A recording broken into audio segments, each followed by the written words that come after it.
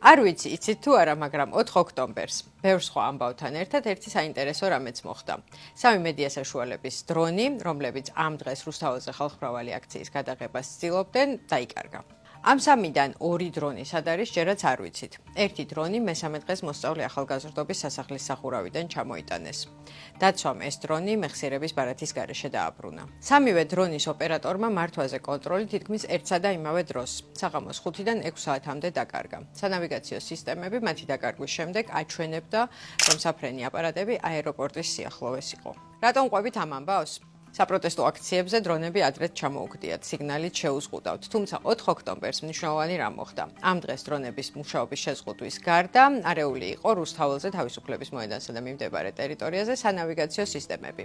ადამიანებს, რომლებიც ამ დროს ამ ტერიტორიაზე იმყოფებოდნენ, სანავიგაციო სისტემები ეუბნებოდნენ, რომ მედიის ჩამოვარდნილი დრონების მსგავსად ისინიც თავისუფლების მოედნიდან 18 კილომეტრში თბილისის აეროპორტთან იყვნენ.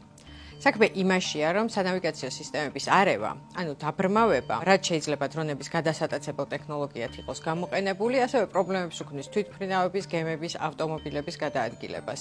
საბოლოო ჯამში კი შეიძლება ქვეყნის უსაფრთხოებისთვის იქცეს დიდ თავსატეხად. ჩვენ ვიკულიეთ და ვეცადეთ იმის დადგენას, რა ტექნოლოგიები შეიძლება იდგეს 3 მედიის დაკარგული დრონის უკან. ანალოგიები ვიპოვეთ რუსეთშიც, ევროპაშიც, თუმცა ვერ მივიღეთ პასუხები ქართული სახელმწიფო უწყებებიდან. იმ შემთხვევაში, თუ ეს თემა თქვენთვის თვლით რომ საინტერესოა, მაშინ რეკომენდაცია გამიწევია სტატიისთვის, რომელსაც ნახავთ რადიო თავისუფლების ვებსაიტზე.